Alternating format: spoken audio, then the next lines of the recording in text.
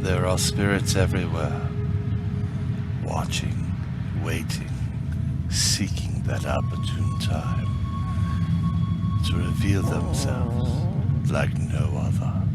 They fill our worlds with so much. Seriously?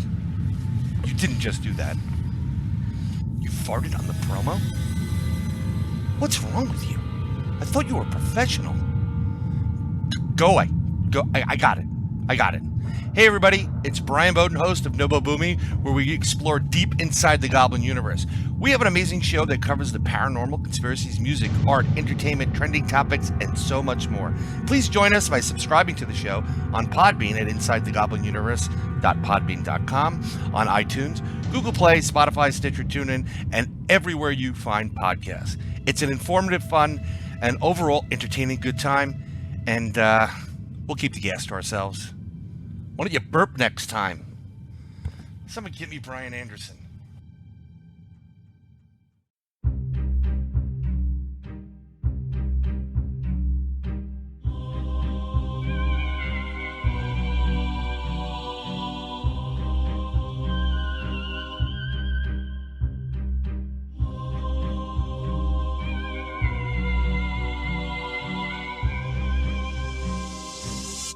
Welcome to Paranormal Heart, a place where people can talk about their paranormal experiences. With your host, Kat Ward.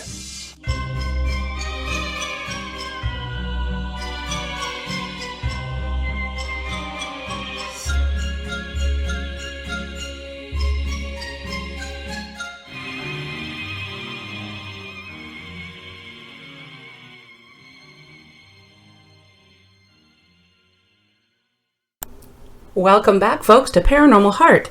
I'm your host, Kat Ward. You can find new episodes on the second and last Sunday of each month on Podbean, YouTube, and any place you find fine podcast. And I'm also happy to announce you can also find me on FringeRadioNetwork.com. If you've had paranormal encounters you'd like to share, you can either be a guest on the show or you can submit them in writing and I'll be happy to narrate your story. And if you'd like to have your very own free Paranormal Heart podcast bumper sticker, just drop me an email at paranormalheart13@gmail.com.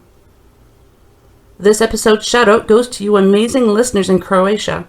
I thank you so much for taking the time to listen to the show. In episode 65, I am joined by paranormal investigator and owner of the very well-known Boyd House, Jill Shelley. Jill talks about how she came to own the Boyd House and some of the spirits who remain there, and some of her investigations with her team, St. Croix Paranormal. I give you Jill Shelley. Hey Jill, welcome to Paranormal Heart. Hey Kat, hi, thanks for having me. Oh, thanks so much for being on. I am very excited about this because, we'll talk about it later, but the age of the house and the property and what you do and everything, it just sounds so interesting. So before we get into it, why don't you tell us a little bit about yourself?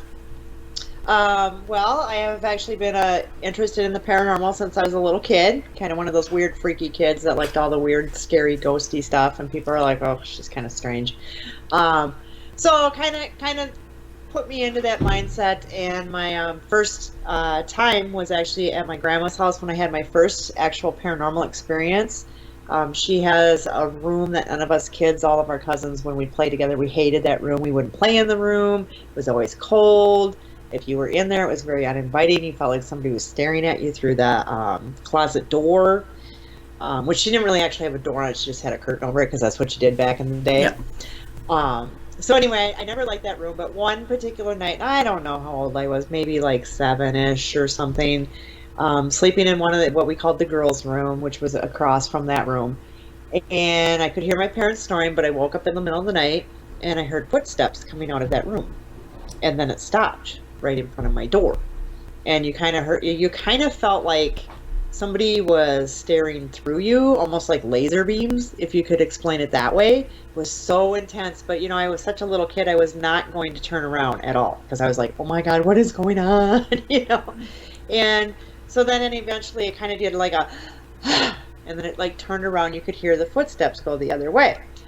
So of course then I like flipped the blankets over my head, and I'm just like, okay, I'll just wait out. And then I finally fell asleep. Asked my parents in the morning, we're having breakfast, and they said, "Oh no, we never got up in the middle of the night," which I knew it wasn't them because I heard them snoring. And my grandma's bedroom is downstairs, so obviously she wouldn't be upstairs. And I kind of mentioned it to her, and I had a lot of respect for my grandma, and she said, "Oh, honey, gosh, that's just a ghost, and he's not going to hurt you." And I was like, wow, my grandma, who's really religious, is just like, no big deal. So then I kind of was like, now I really need to find out more about these things. Like, what are they all about? Like, what is this, So I'm a little older, so back in the day, you had to go to the library. Yep. And you had to just read books on ghosts. We didn't have no internet, no phones, nothing. Just whatever you could watch on TV, too, about documents on ghosts and things like that. So kind of learned. But then with the advent of the newer television shows that came out, I was like, oh my gosh, you can become an investigator? This is super cool. And so in 2010, I actually worked with a guy at work, and we started a group called St. Croix Paranormal. And we started getting a few more people who were interested into the paranormal. And then, so in 2010, we started doing investigations, and then we just started traveling all over the U.S. to well-known haunted locations, and it kind of snowballed from there.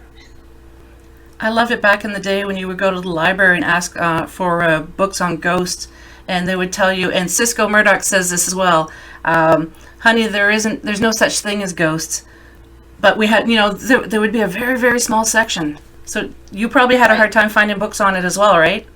Yeah, I mean, you find a few here and there, every once in a while, and you're like, oh, this is a good one, and so you learn, that, and that's how we did it back in the day, so, Definitely. So how did you get your team members? Well, like I said, the one guy and I worked together, so we kind of had that common interest. We just would chit-chat, and it came out that we were both into ghosts. So we kind of started that. He had already been doing some investigations, just once we kind of formed and we got more team members, they took it to a whole new level. But then actually Donna, one of our other members, she's been with us for a long time. Her sister actually worked at the hospital I worked at, and said, oh my gosh, you have to meet my sister-in-law. And so Donna and I connected, and then we met in a cemetery of all places for the first time. Cool. Just to kind of get a feel for each other, and yeah, I just love her to death now. She's like my sister. And then after that, we got Teresa, who Steve knew, and Stephanie was another gal who worked with us, and then Alex, who we have, and he reached out to us, asking to see if we were taking any new members, and so we met with him, and we liked him, and he's been with us. So everybody's kind of been with us for probably close to 10 years. Wow. So we're like a really tight-knit family. Mm-hmm. So yeah, they're just a great group of people, and we've had so many fun experiences and just fun, good times, and they're my brothers and sisters. It's very difficult to find team members that are that will actually stick with it, and it's just so difficult to find people sometimes. So you're very fortunate. Yeah, I mean, like I said, we've had people come and go. Like, they'll come and they'll stay for a couple months, and then they're like, this is not what I want to do. And we've had other people who, like, came one time and, like, this is totally not what I thought it was. A lot of people think it's like how the TV is, like, action all the time. Yeah. And when in reality, it's like 12 hours is like, hello? Yeah. Hello? Can you touch this, please? Can you, any noise, anything at all? Yes. So yeah, they don't realize. And then plus for us as a team, we're a little extreme on that side because we have so much equipment. So when we go, I mean, I think we own like 35 camcorders, Wow. and probably, I don't know, like 30 voice recorders. So we put out each a voice recorder with every camera. So like we really hit it to the nines, and so it is a lot of work for setting up and getting things rolling.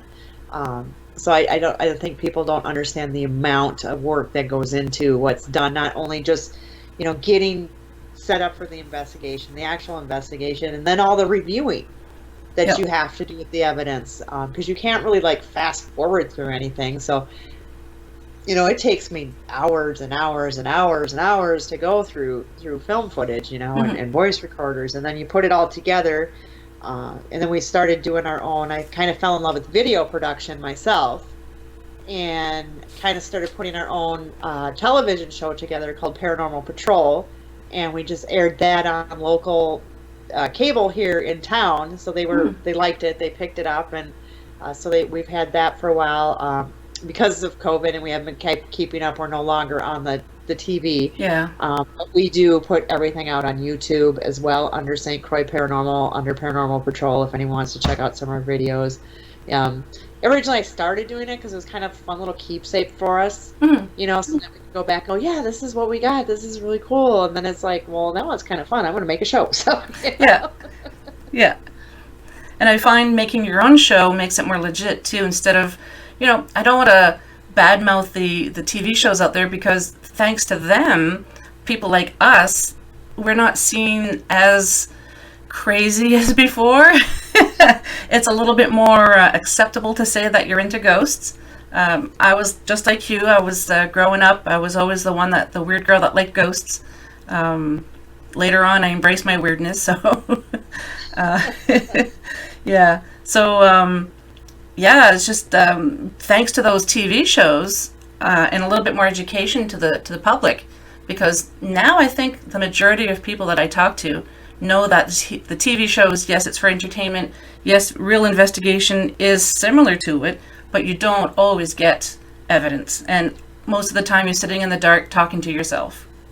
Right. Yeah. And there's, we've gone to really well-known haunted locations, they haven't gotten a darn thing, no EVPs that you find later, no nothing, but it doesn't mean that it's not haunted, because some people have to realize that, it's an off night, and you can't make the spirits perform. They're, even though they're dead, I mean, they have feelings, they are a spirit, so it's up to them if they want to talk to you or not talk to you.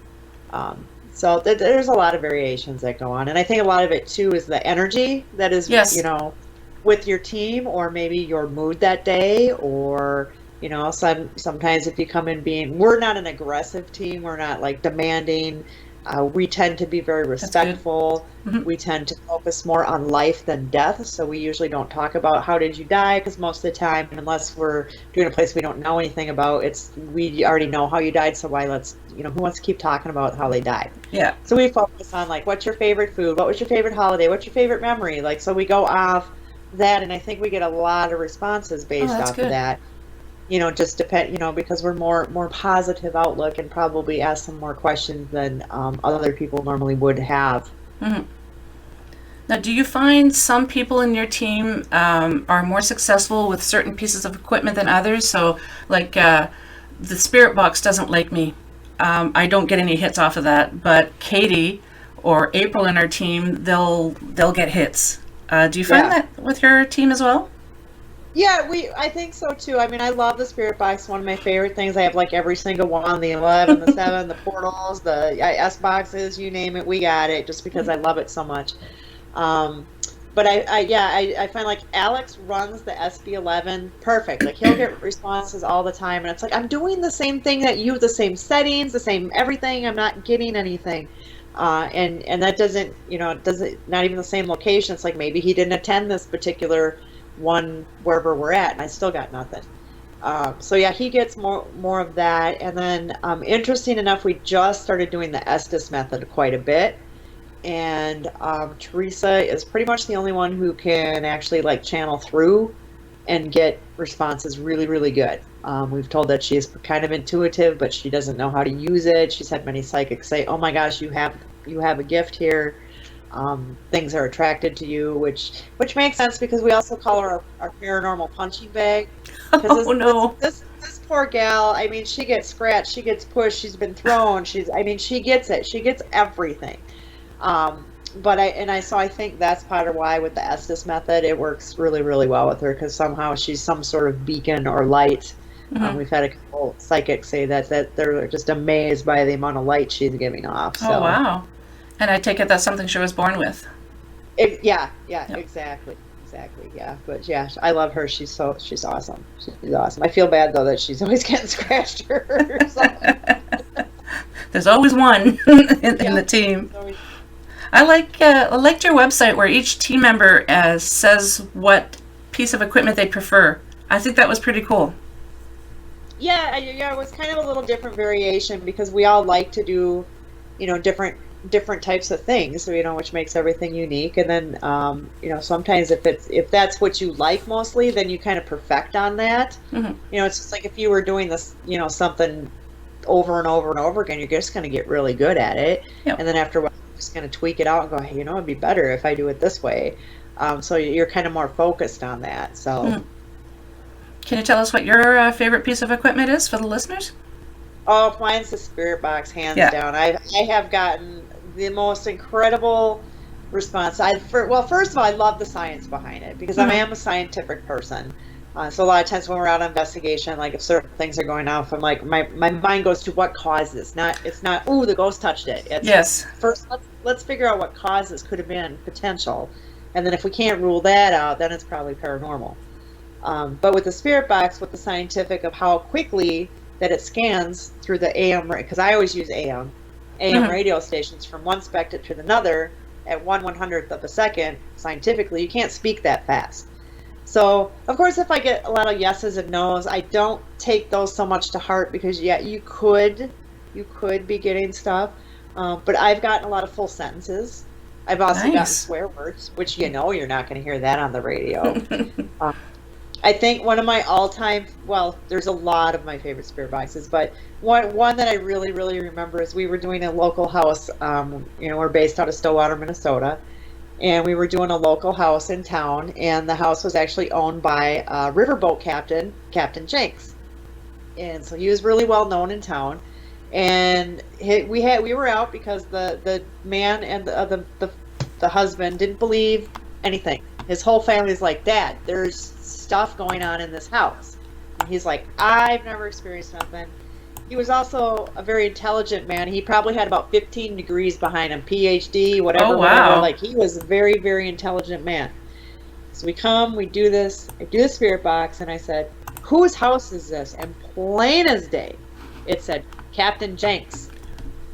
Wow. And I made him a believer from that day forward because he understood the science behind it. And so what are the odds that Captain Jenks on an AM station is going to come through the exact second that I ask when I'm standing in your house? Yep. So, yeah, that was just a really good, incredible response for me. That's amazing. So, yeah. Have you, I know I've spoken with countless paranormal investigators, and they all say the same, and you're probably going to say the same thing, but you must have encountered people that say, yeah, I don't believe in all that mumbo jumbo. And then they find out what you do, and they're like, well, they take you off to the side. Well, it was this one time. Have you had that as well? Yeah, I do have people with that. Yeah. I do have people who totally don't believe at all, and they're like, oh, somebody's piping voices in. I go, okay, yeah, that's what's going on. But I don't try to, you can't change their mind on anything. But yeah, I do get a lot of people that always want to tell a story and that kind of stuff. So I think a lot of people have stories where they'll say, I don't know if it was paranormal, but this is weird, so it's like they don't believe it, but it was something weird, so they have to tell you. Yeah, because they're still afraid that people are going to laugh at them, but yeah, we're not going to laugh. No. Well, like you said, back in the day, if you brought up ghosts, you were crazy. You were just absolutely crazy, and you could be committed, or people were just like, "Oh my God, she's a psycho." So yeah. So yeah, a lot of the older folks don't like to talk about it. That's why I was surprised that my grandma just like, So. Yeah, that's amazing. And you said she was very religious, so that was very. Yeah. What's funny because my mom, she's passed away now, but she was very, very religious as well. And she goes, the Bible says you're not supposed to be doing this stuff and talking to ghosts and stuff. But what did you find? So oh no! I love that. So yeah. Has your grandmother ever spoken about other ghosts or other experience, or was that pretty much the only time? That was pretty much the only time. My aunt had quite a few experiences with ghosts as well. She saw a little girl. When my uncle passed away, he came and visited her several times. He told her there was a heaven and it was beautiful. He also one time came. He came for like a week straight, and then that was it. She's never seen him since. But he did come to her one time and said, "I left you a present on my grave. Go get it." And so she went there, and there was a rose on there, and she called everybody, and nobody had been by the grave site. So it was just kind of weird that he said to do that. Actually, just before my mom passed away, I said, "I don't care what you do. I don't, you gotta let me know. Is there another side? You just gotta let me know." And my daughter, like 3 days after my mom passed away, said, "Oh my gosh, Mom, I had this really vivid dream." And she never knew what I told my mom. She's like, "I had this really vivid dream. I was with Grandma, and she looked good, and we were talking, and she said, 'Tell your mom the answer's yes.'" She goes, "So I don't know what that means, Mom, but she said the answer's yes." Wow. There you go. There's my sign. Yeah. So that was kind of cool. So, but yeah, other than that, nothing major. I've seen one shadow figure in my entire career. Otherwise, I haven't actually seen a full blown apparition. Still waiting for that day. It could happen. Yep. It's almost a holy grail for us investigators.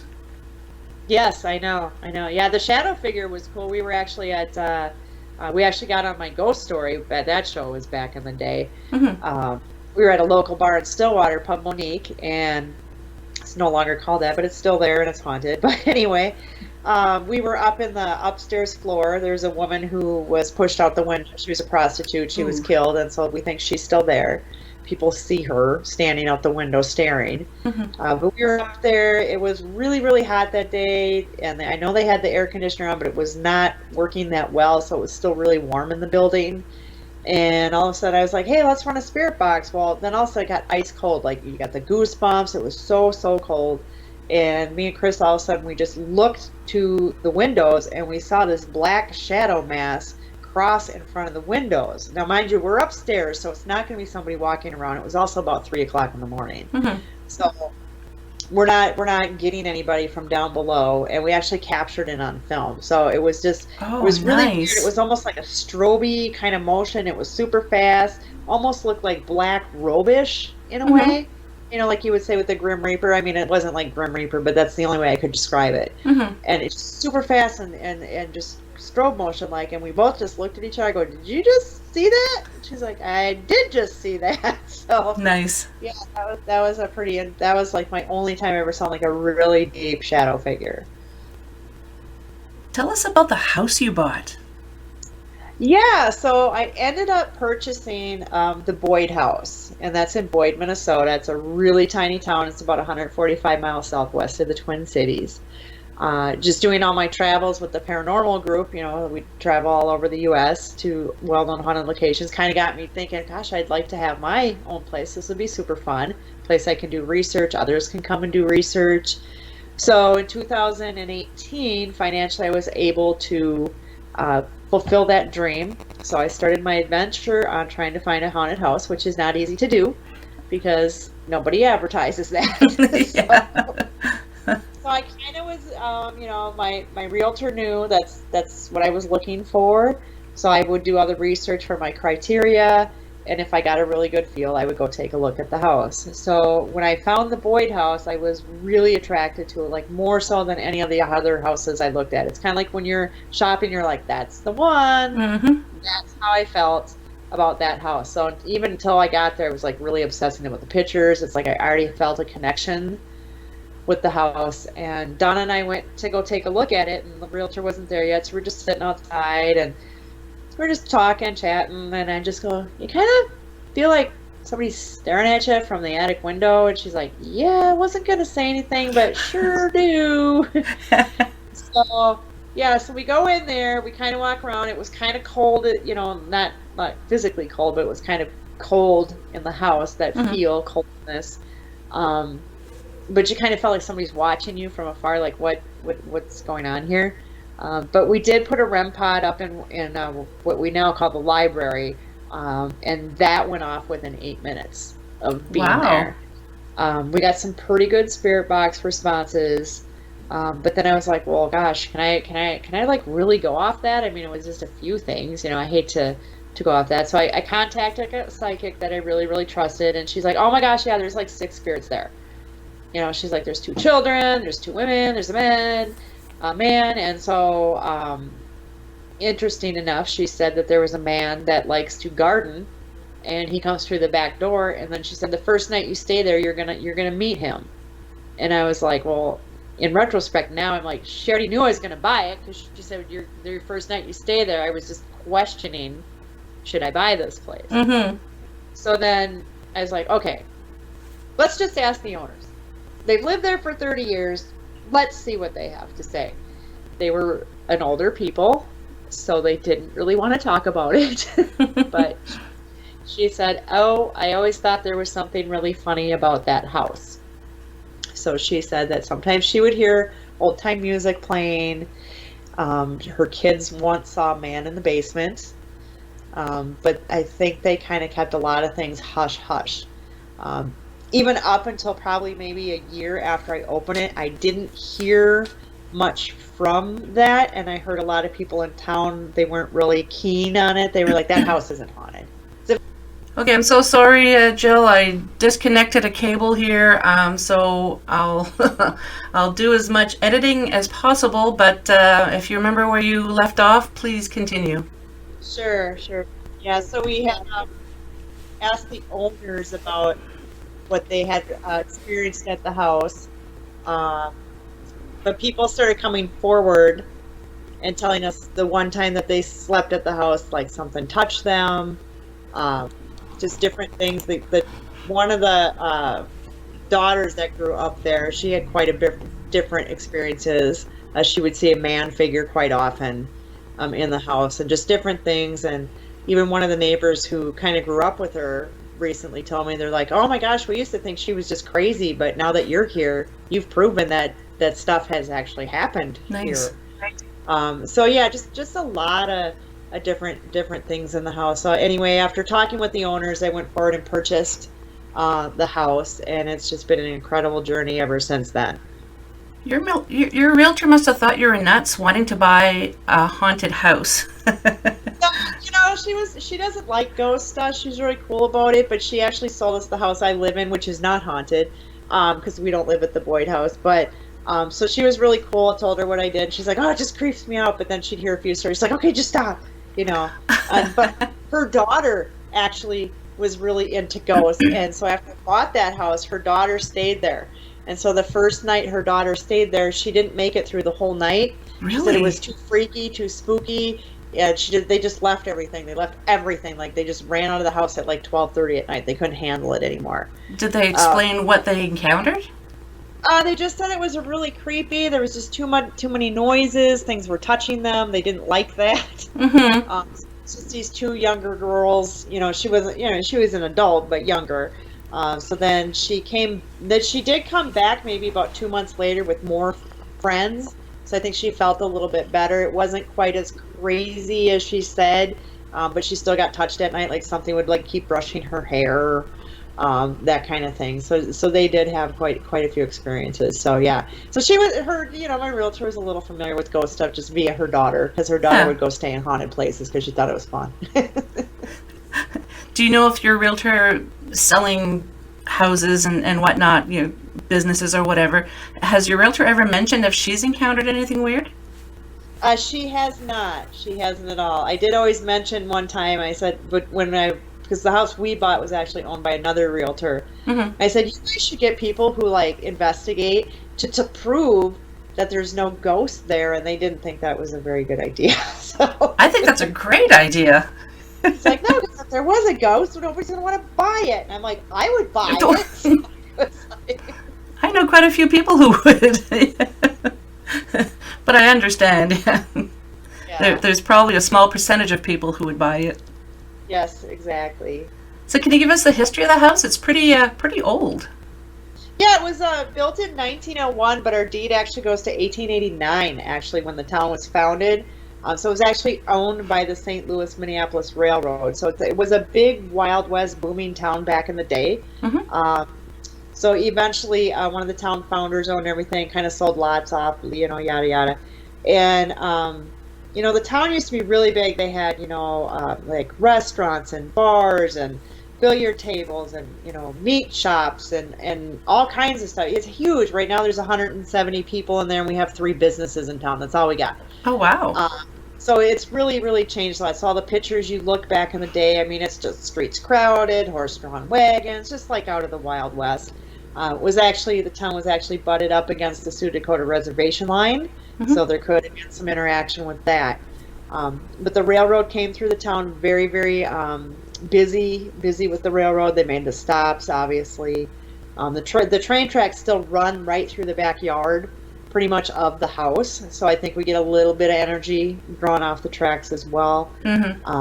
But one of the second owner that we really can find on the house was Fred Eckert. He came into town in 1912.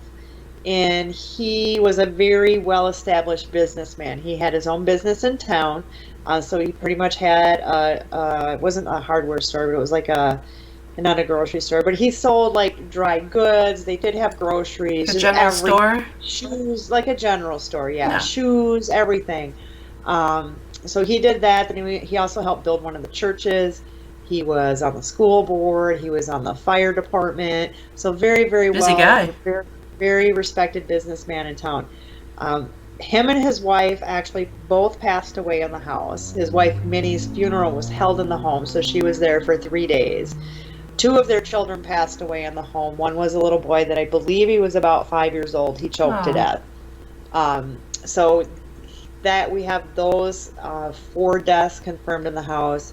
We also had a lady in the 70s that passed away in the house as well, just natural causes. Nobody's ever been murdered that we know of in that house.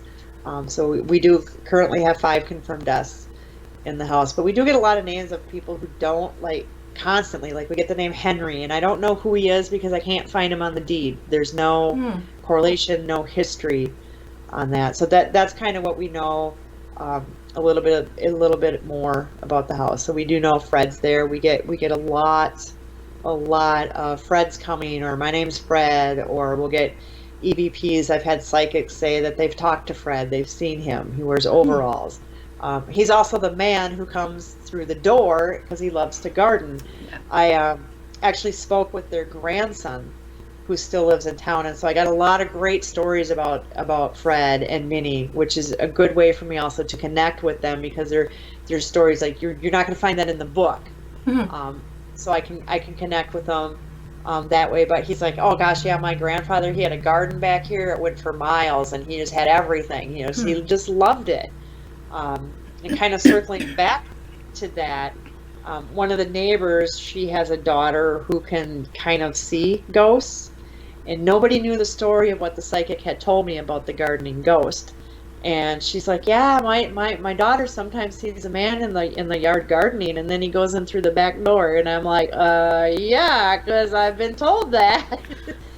So it was kind of a really good validation for that. But the first night I did stay there, the whole night I'm like waiting, okay, what's going to happen, and nothing major was really going on. And then it was I don't know, it was dark, and I walked by the basement door, and it's an old door, and there's like a flight of stairs, like 4 steps, and then there's another door that leads to the outside, but they're all really thick storm doors, so they're not shaky, there's not breezes coming through them.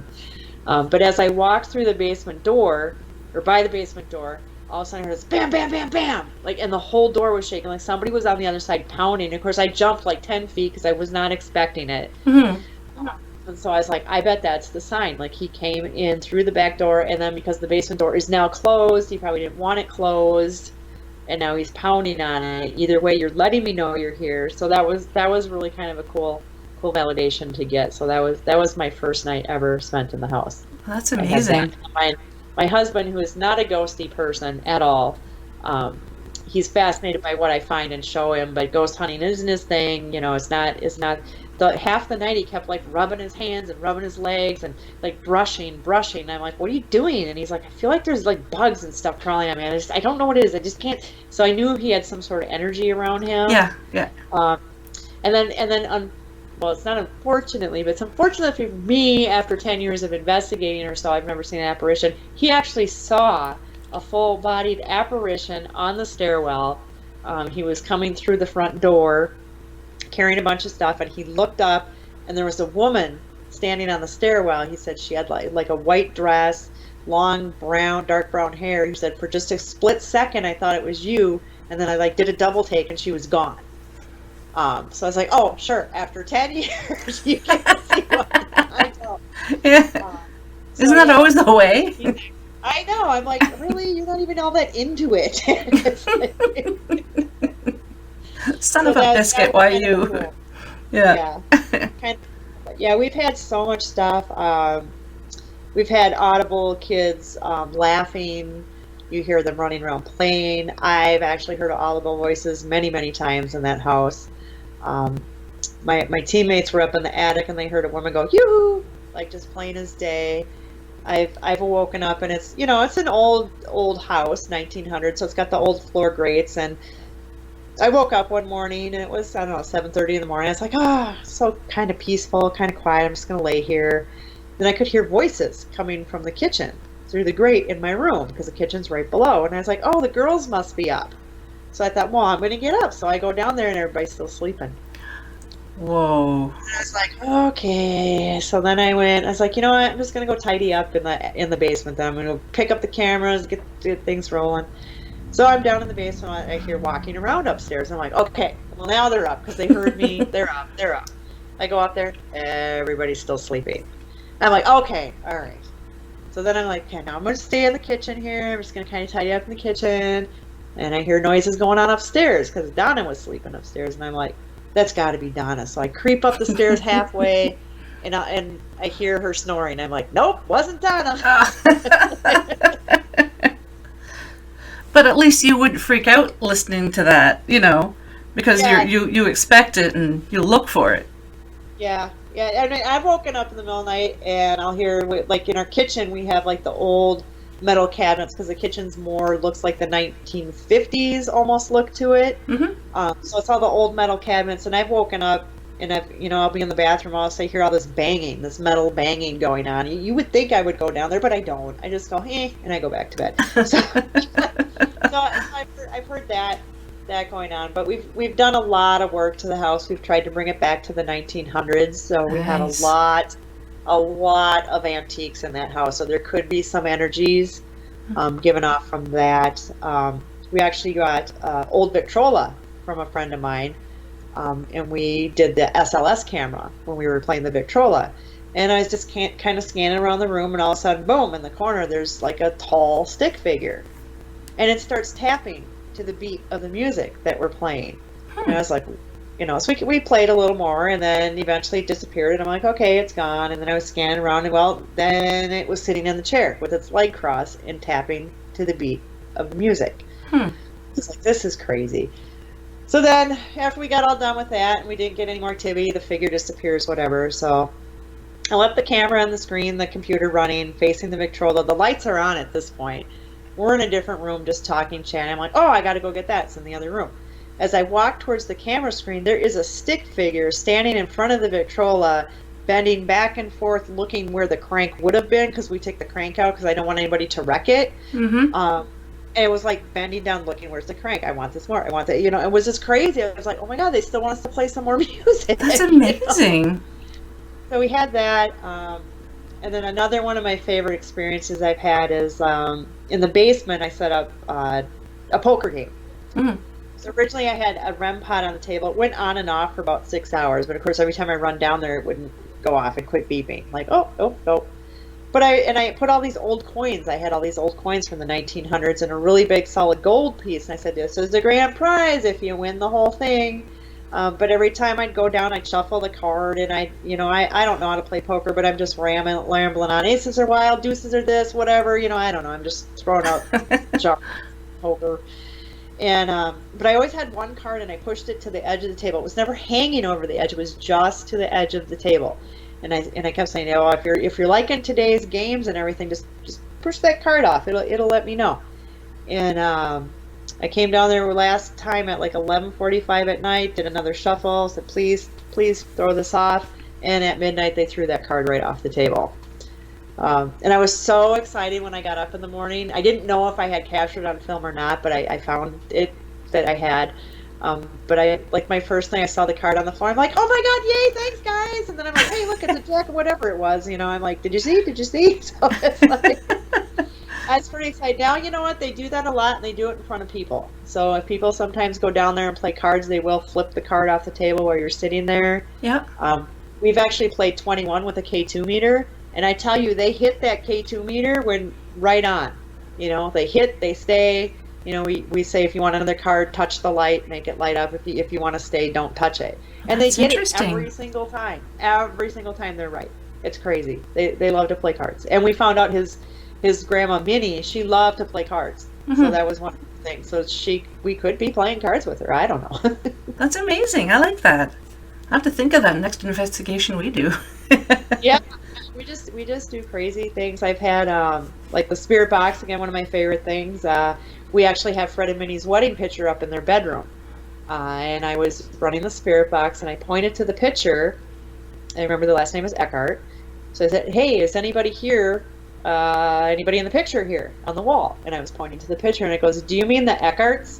I mean, just plain as day off of the portal. I'm like, whoa. Nice. You're not going to get that anywhere else. So it's just crazy.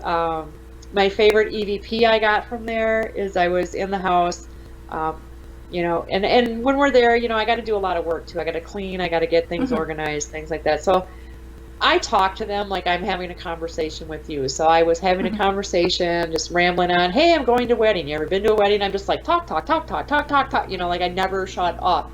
And I finally got I didn't know it at the time, but I got an EVP when I got home listening to the voice recorder that says, and I was talking, so it was kind of muffled, so she was like, something. She's like, and I'm trying to sleep. No! That's awesome! So, yeah, here's this poor woman trying to take a nap, and I'm in her room just yakking away. But we get her a lot. She's pretty crabby, and she has a very raspy, deep voice, like she smokes a lot of cigarettes.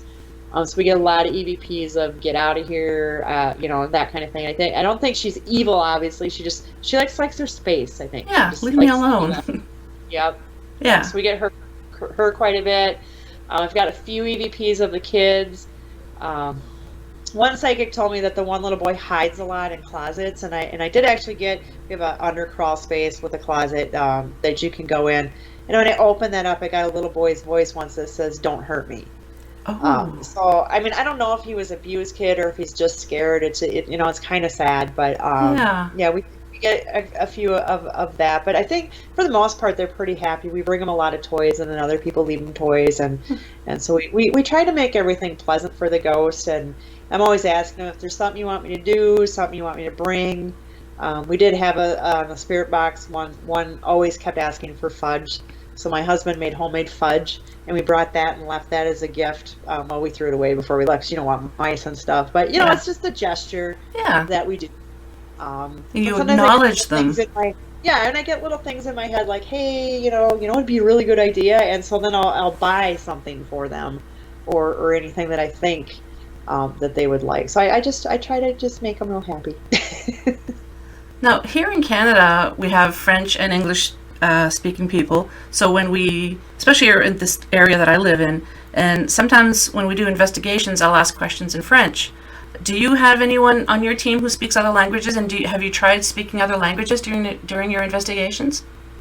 No, none of us really. I mean, you know, it's a few words here and there. But I have had other team members say that, oh, this word's Dutch, you know, like they would use some Dutch words, because there were a lot of Dutch and a lot of German in that town as well. So, you know, they get that. I know a couple people have said, oh, this is Native American. And of course, being by the reservation line, it's a possibility. I don't know any of these words. So, but other people have gotten a few things from that. So interesting. And you watch shows that are from other countries, you know, that don't speak English, like you say, like France and you know, things like that. So that their ghosts are going to speak in that language. They're not going to talk in English because that's not what they know. Yeah. I have a lot of, some people believe that, no matter what language they speak, if they're going to understand you in English, but if you're lucky enough to know the language that they knew, you're going to get a lot more response. Hmm. I find that interesting. That is it possible that after you cross over that you understand every language? That would be really interesting. Yeah. Well, there's a new question to start asking out on the spirit box. Yeah. Try and figure out some words or some sentences next time you go out. Yeah. We've done that. Well, and I know sometimes too we'll play just like key phrases, like what's your name, and then we'll play it on that language because I even though I've heard it, I still slaughter it. So it's like easier just to hit the audio button of what's your name. So, and then hopefully we'll get a response that way too. Have you ever tried playing music from certain periods to see if you're going to get any hits with that? Oh yeah, we do that all the time. Yep, and then we also we do that a lot with kids too. I looked up what the common songs were back in the 1900s. So we do that, and then I also actually try to find the books from that time period as well, or even the music, because what we know today as Old MacDonald is not the same Old MacDonald that they knew. So yeah, we do a lot of that kind of stuff. We're very interactive type group. We like to play with them. Especially if we're dealing with children, we'll like get down on the floor. We'll do Ring Around the Rosies. We'll run around. We'll jump like they're actually there. And I think we get a lot of responses. We were actually just at the Granger Museum, and the Rempro in the boys' room just like went crazy half the night. But we were in there playing games and telling stories, and we actually had we called it the puppy, kitty, horse, cat races, because we've done a lot of stuff, and then we have these little puppy and a kitty and a horse, and if you touch them, they go running off and barking, meowing, and making horse whinnying noises.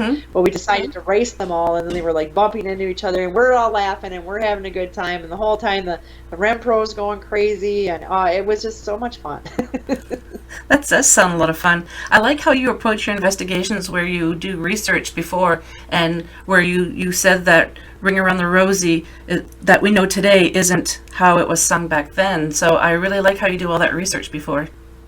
Oh yeah, and I think that brings you to that time period. It's something that they relate to, because when I read it, I'm like, what? That's not how it goes. It's hopefully for them. So yeah.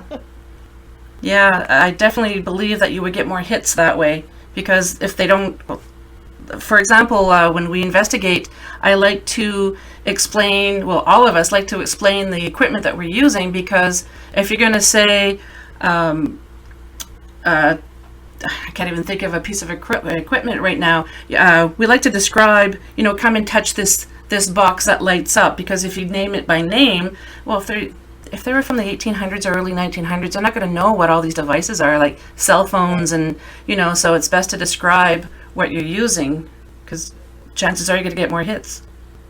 Right, yeah, and I found that too. Now, I feel like when you go to places that are more well known, that it's been done day in, day out, I mean, they learn how to use the equipment, and they start to learn the names of it. But when I started at the Boyd House, nobody ever talked to them. Nobody ever engaged with them. They don't know what anything is. So when I started there, I wasn't getting any hits. Like, it's like, okay, you touched the REM pod once. Why aren't you doing it again? And so I would explain every piece of equipment that I brought out, and I showed them how it worked, and I said it's not going to hurt you. And we went through this a lot, and I still wasn't getting anything. I'm like, oh gosh, did I make a mistake? Is this really not haunted? But then I was like really sad, and I was in the kids' room, and I had bought my little REM bear out. And I was like, okay, here's the deal, guys. I need to know you're here, because if you are here, people are going to bring you presents. I'll bring you more presents. Everybody will bring you presents, but you got to just let me know you're here. I'm like, you just got to touch this bear. And that bear went off for like 3 hours that night after that. Oh, wow. So, yeah. So then after that, things started happening where we started getting a lot more equipment interaction. Just a lot more things. I think they were starting to finally figure things out. So now people get a lot of equipment interaction. Pretty much anything that's been built has probably gone off on there. So we've had REM pods go off, periscopes, touch lights, you name it, whatever people have, music boxes, kitty cat toy sparkly balls, those go off. So just a lot of different things. I think they finally mastered what everything is. Probably in the beginning, the reason why you didn't get a lot of hits too, they were probably saying to each other, is she talking to us? It probably took them a while to realize, hey, wait a minute, she's talking to us. Yeah. And then I tell you what happened, probably maybe the third or fourth group that came in to the house for investigation, they got an EVP, they said, and this was just shortly after they got into the house, it said, "Where's Jill?" So wow. I think because that was confusing for them, because they probably thought I lived there, because they've never experienced this, and now all of a sudden different people are coming in and they want to talk to them, and now it's like if somebody shares something with me, I'll come in, like the next time I come in, I'm like, "Hey, Joe said you guys did this. I thought that was pretty neat. I keep that up. Thanks, appreciate it." So I'm always, telling, prepping them. Okay, you got people coming next week. It'd be super great if people are loving it. It helps me keep the house, and you get more stuff. So yeah, we kind of have a pretty good relationship. I actually had a psychic say the one woman who's there really likes me, and she protects me at night, where she won't let anybody bother me because she wants me to get the rest that I need. Oh, that's so sweet. So that's kind of cool. Yeah, he said that she likes the fact I clean too. So that's funny. Yeah. So anyway, we have a pretty good I wish he could say names and stuff, but he wasn't getting a name. He was just getting a read off what this woman was telling him about how she really likes me and that kind of stuff, and that she was fine with everything that was going on in the house. How far is that house to where you live? About 3 hours. Okay. Do you get to go there often? I'm actually going tomorrow, so I'm pretty excited about that. Me and the team are going down just to check it out for the night. Usually it's booked up quite often, so I can't get down there as much as I'd like to. In the beginning, we were down there quite a bit, obviously because we were doing renovations and things like that. But now it's more other investigative teams that are getting down there. So I get there when we can. It tends to be slower in the wintertime, so that's when I get down there a lot more than I do, because it's fun. I love when the other groups come. I love to see what kind of stuff they get and their techniques. When they do Facebook Lives, I just love it. I just hop on and I'm just like, what's going on? So it's like, I get super excited. And I'll make comments, like if they say something that's relevant. We actually had one team that was there, and they were saying, we're getting like a lot of hits or something because we're talking about Iowa. And they were like, we don't know why. And so I chimed in. I go, because Fred used to live in Bancroft, Iowa, and his brother lived down there, and then they moved up to Boyd. And so then they were like, we're from Bancroft. No wonder we're getting, And so they probably knew people that he knew. And so, yeah. That's amazing. I absolutely love that idea that you have a house and you let other teams go in there to do research. I love that. Oh, yeah. It's fun, and I like to do it. I like to give them a lot of time. So I let people come in at 3 in the afternoon, and they can stay till noon the next day. And then I let them bring up to 8 people, just because I think if you go more than that, you can have a little bit more, contamination, or there's just too much noise. You can't, I just think that's just too many people in the house, even though it is, I believe it's like 21 or 2,200 square feet, and we basically have 4 floors. We have a basement, a main level, upstairs, and the attic. And the attic runs like the full level of the house as well. Oh, wow. So, I mean, you can space yourselves out pretty good. So, and then we just charge $175 a night for people to come in. That's awesome. So if anybody wants to come in, you just definitely hit us up. So we're happy to have everybody out. We even have people come that aren't into the paranormal. Oh, really?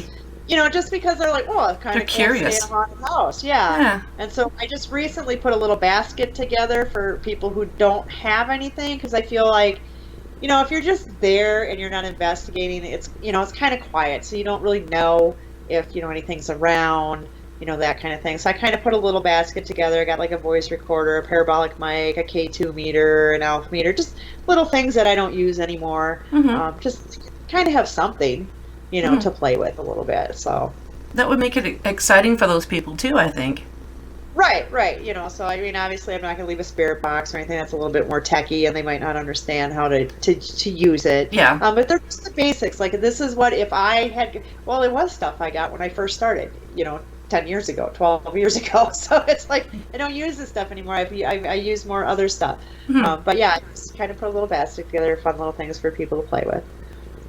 Do you use any other pieces of equipment like compasses or Morse keys or anything like that? No, we haven't done anything of that. We'll get like trigger objects, things that we find, like we have like a toy gun that looks like a real gun.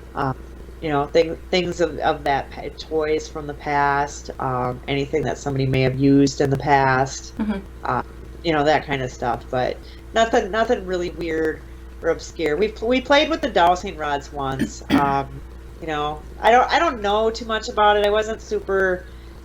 I don't know. I err more on the scientific of it, so I wasn't really taking it to heart. It was fun to play with, but I kind of like certain things that I can really validate with it. So, what's your favorite place to investigate? Do you like doing private residences, historical sites, cemeteries? Big asylums. I love asylums, that kind of stuff. Yeah, we've done like Waverly Asylum. Edinburgh Manor used to be not necessarily an asylum, but it was like a mental ward, hospital, poor farm, that kind of thing. So just like the really huge buildings with a lot of history to it. I like that. We actually had one, it was called Fergus Falls. It was a treatment center, but back in the day it was an asylum where they actually did the lobotomies. Oh, wow. Hot water, cold treatments on people. They let very, very, I think maybe a total of 4 teams have ever been in that building, and now they don't let anybody in it. But just being there is just, I'm an old heart, old school person. So just for me being in those buildings, like even though they're like dilapidated and falling down, I can stare at that pillar and go, man, this was the place to be back in the day. Yeah. And it just kind of takes you back, Yep. So I just love that aspect of that. So yeah, at the Fergus Falls was super fun. We got like a few things. Like the weirdest thing that we had was it was about 2:00 in the morning, and Fergus Falls, it's a smaller town, but where the treatment center is, it's away from a lot of residential area.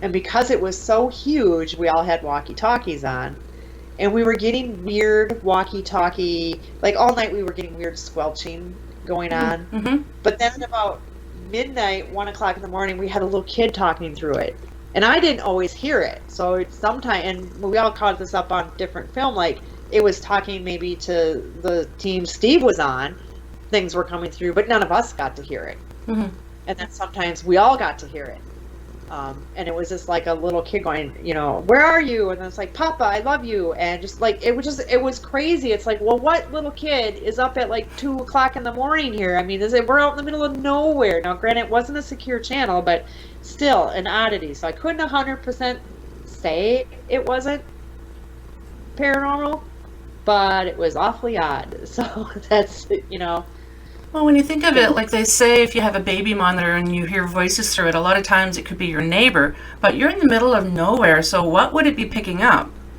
Well, exactly. Yeah. And a little kid, a little tiny, Yeah. it wasn't a tiny kid, but they probably sounded like they were like maybe 5-ish.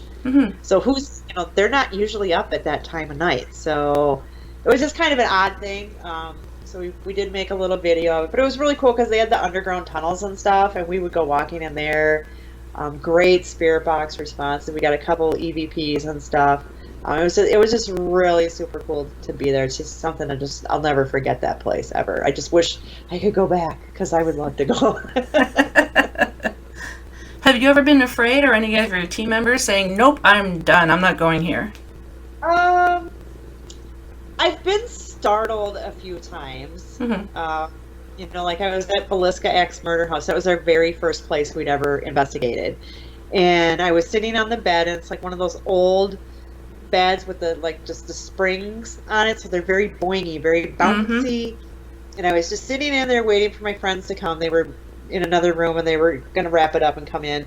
And we were going to talk to the kids. While I was sitting there waiting, all of a sudden I felt this bounce on the bed, and the whole bed was like boing, like somebody just plopped their butt down, and I just shot up and I ran out of the room. I was not expecting that to happen. I went right back in there, but it was just that, flight response, like, get out, somebody's on the bed. There's a few times that we've asked for, give us a sign, and you get one, and we all, do a quick startle, a little scream, and then it's like, sorry, I know we asked for it, but we didn't anticipate it, you doing it at that moment, so it kind of startled us. Thank you. Yeah. We've had that. I think probably the most scary thing we've ever had, and of course this goes back to Teresa being the punching bag, is we were at Whispers Estate in Indiana, and it's known for a lot of negative energy. They've had many deaths. The doctor was a very unethical doctor.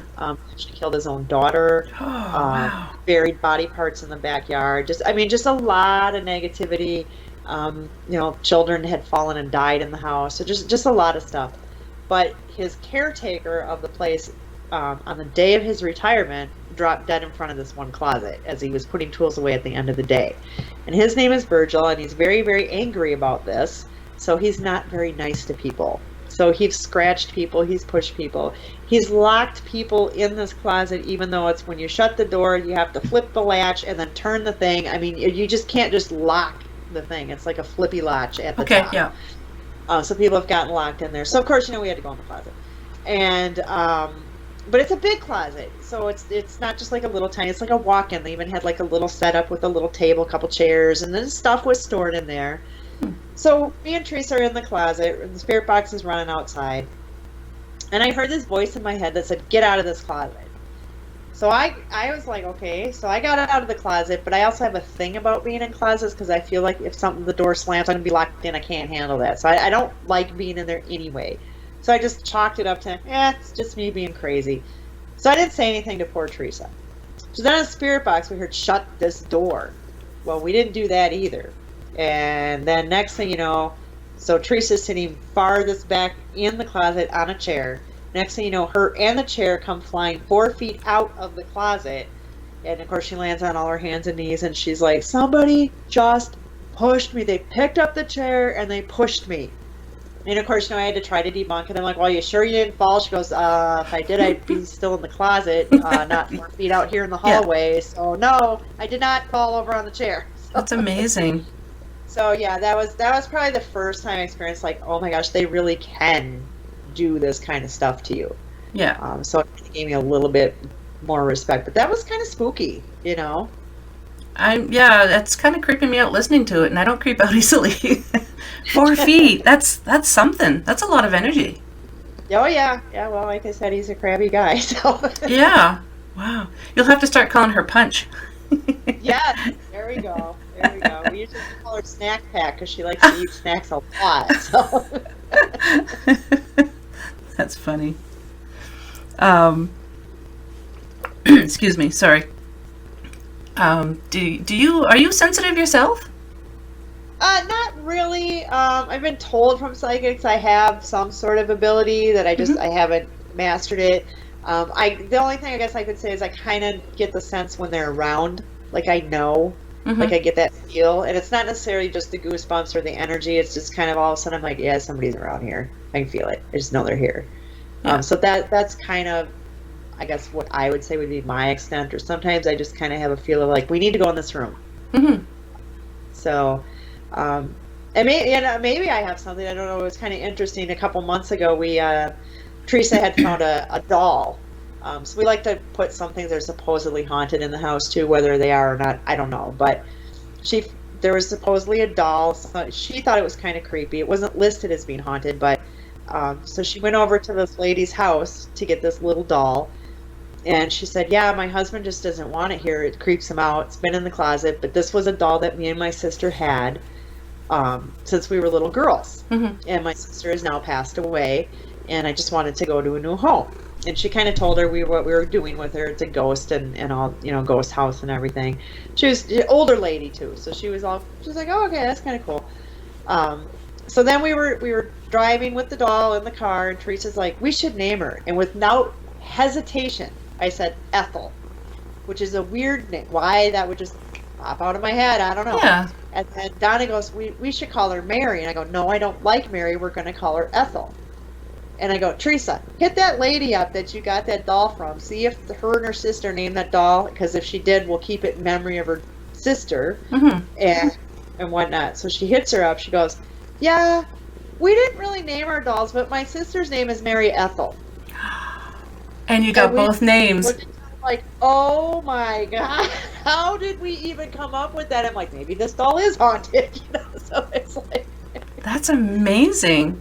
I mean, what are the odds of getting both names?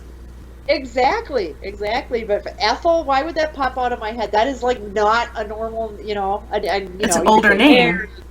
Or something, but it's like, why? Yeah, I didn't even wait a second. As soon as she said it, I said Ethel, and I'm like, in my head too, I'm like, why did I just say that? That was, So something made me say it was weird. It's just weird.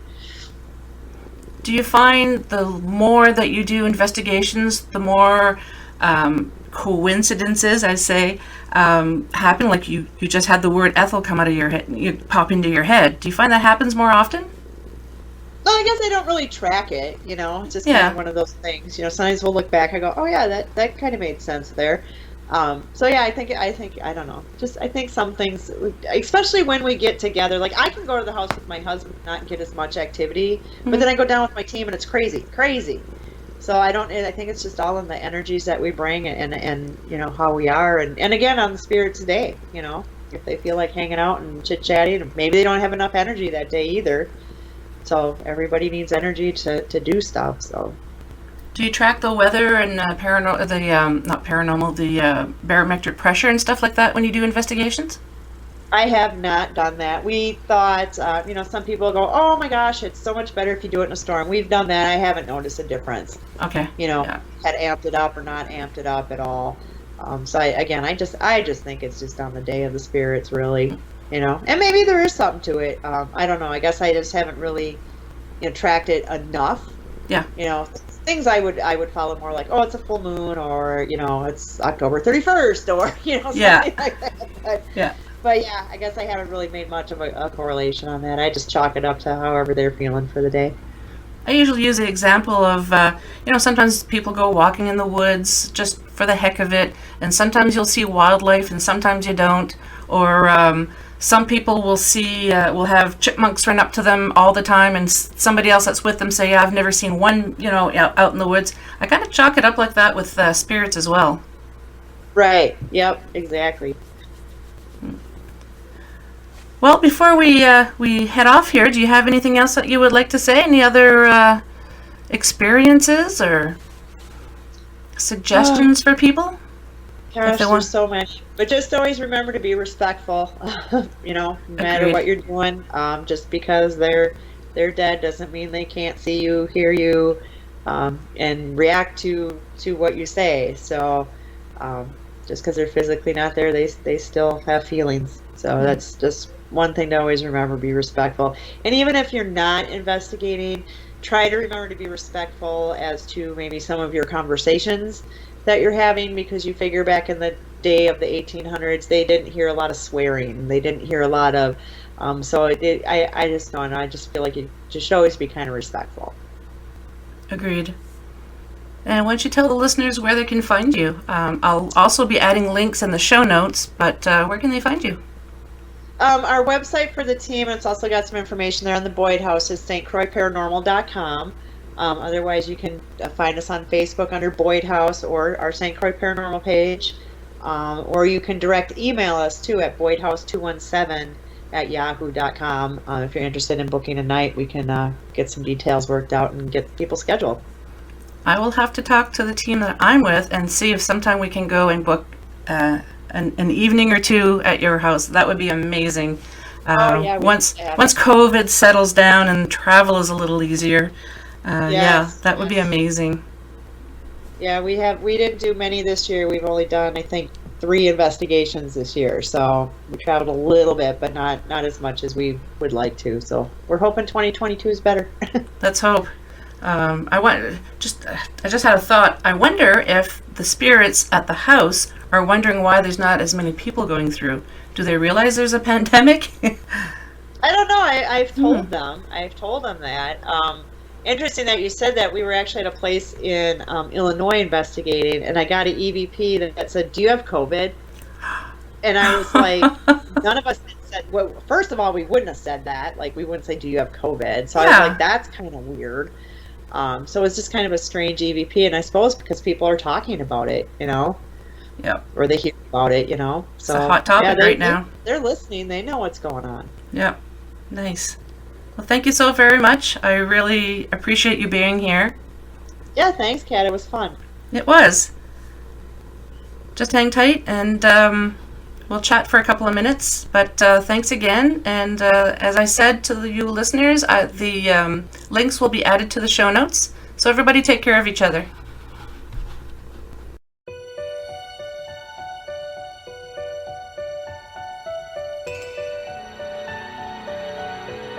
Well, we've made it to the end of another episode. Thanks so much for listening. Until next time, take care of each other. And if you'd like to be on the show or have questions and comments, just drop me an email, paranormalheart13@gmail.com. I'd love to hear from you.